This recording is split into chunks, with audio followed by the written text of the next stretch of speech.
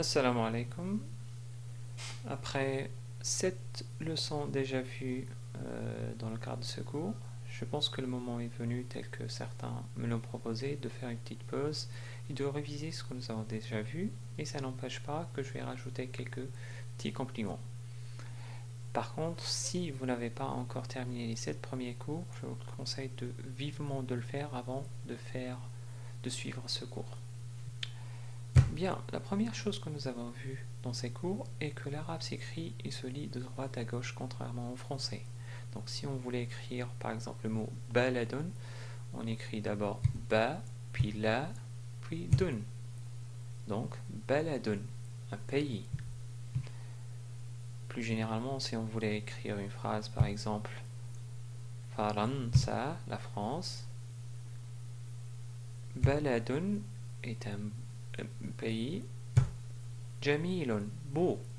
Donc Faransa, baladun, jamilun. Donc on a écrit de droite à gauche. Deuxième chose est que l'alphabet arabe est composé de 28 lettres, dont certaines nous les avons déjà évoquées, à savoir la lettre ba, la lettre ta, la lettre tha, la lettre noun, la lettre ya, la lettre dal, la lettre dhal, ce qui nous donne 7 lettres de l'alphabet arabe, c'est-à-dire 25% ou un quart des lettres arabes déjà maîtrisées. Donc, bravo.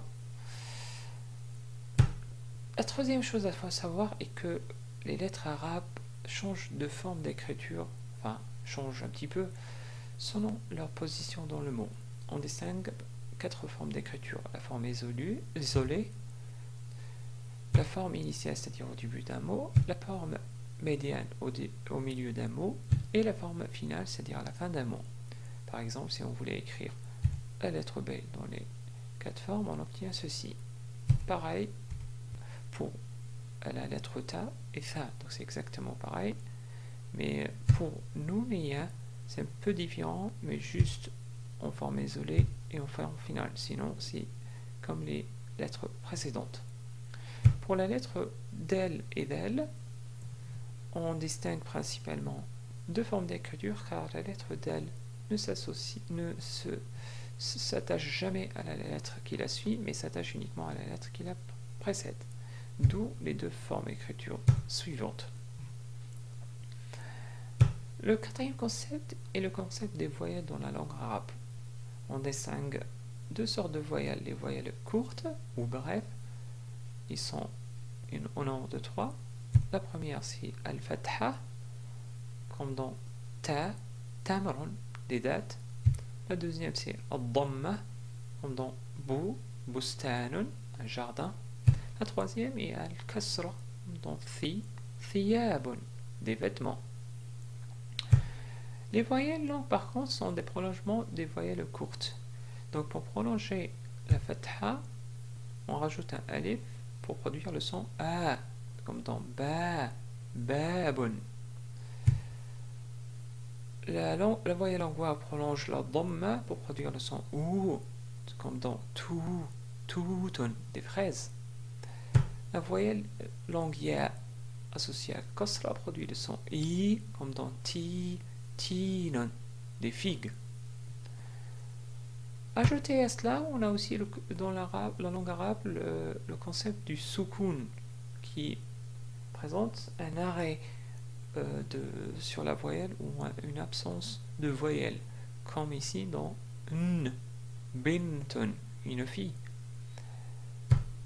Al-shadda par contre est un doublement de la consonne, où la première possède un soukoun et la deuxième est vocalisée. Ici par exemple, on prononce na, na. Donc, au lieu de na tout court, comme dans banna'un, un maçon. Dernière chose à savoir, en ce qui concerne la vocalisation, est at-tanwin. At-tanwin est un doublement de la voyelle courte en termes d'écriture, mais qui se prononce an quand on a un doublement de la fatha avec un alif, comme dans ban. Il se prononce un pour un doublement de dhamma comme dans tun. Avec un doublement de kasra, on prononce in comme dans fin. Attention, le tanwin n'est présent qu'à la fin d'un mot, parce que c'est le signe pour dire que le mot est indéfini.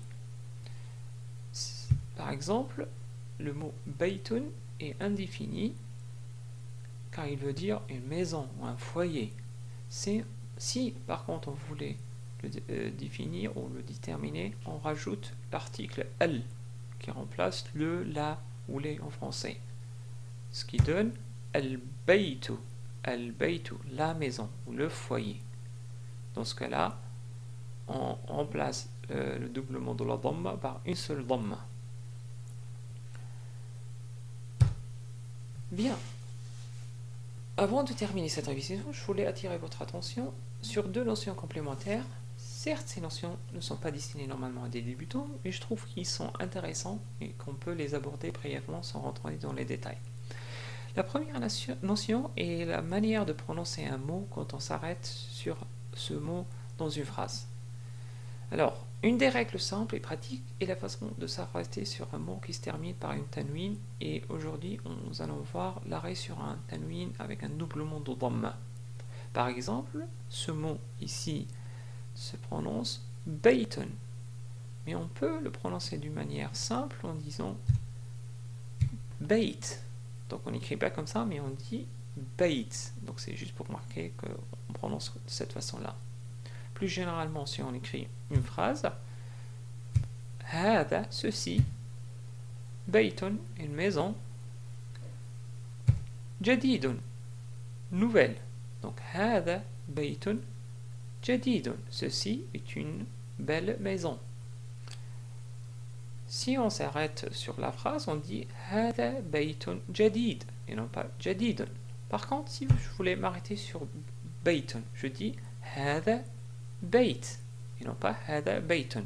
Si je voulais continuer, je dis hada baytun jadid et non pas hada bayt jadid. Bon, certains dans l'arabe courante, on prononce quand même hada bayt jadid, mais c'est pas correct. Normalement, on dit hada baytun jadid ou hada baytun jadid. Voilà, j'espère que c'est clair. Je donnerai quand même quelques autres exemples.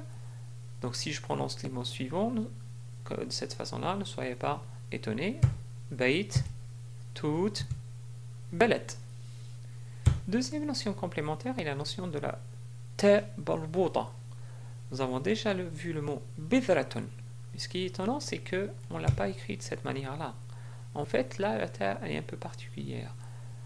Parce qu'en fait, la ta, ici, si on veut s'arrêter sur la ta, on va dire bidra et non pas bidrat. Donc, cette écriture est fausse parce que ici il s'agit de ta marbuta qui, si on veut s'arrêter sur cette ta marbuta, on prononce bidra au lieu de bidratun ou bidrat. Bidrat, alors là, vraiment, c'est pas correct. Bidratun à la limite, mais si on voulait appliquer les règles de l'arrêt sur un mot dans la langue arabe, alors ce sera bidra. En termes d'écriture, on a deux formes d'écriture, la forme isolée ou non attachée qui s'écrit de cette manière-là, ou la forme attachée qui s'écrit de cette manière-là. Quelques derniers exemples, donc binayatun ou binaya, un bâtiment. Sayyaratun ou sayyara, une voiture. Yabaniyatun ou yabaniya, une japonaise. Voilà, on arrive à la fin de cette révision. Pour les notions complémentaires, ne vous inquiétez pas, vous allez les voir en détail plus tard. J'espère vous retrouver dans un prochain cours, Inch'Allah. À bientôt.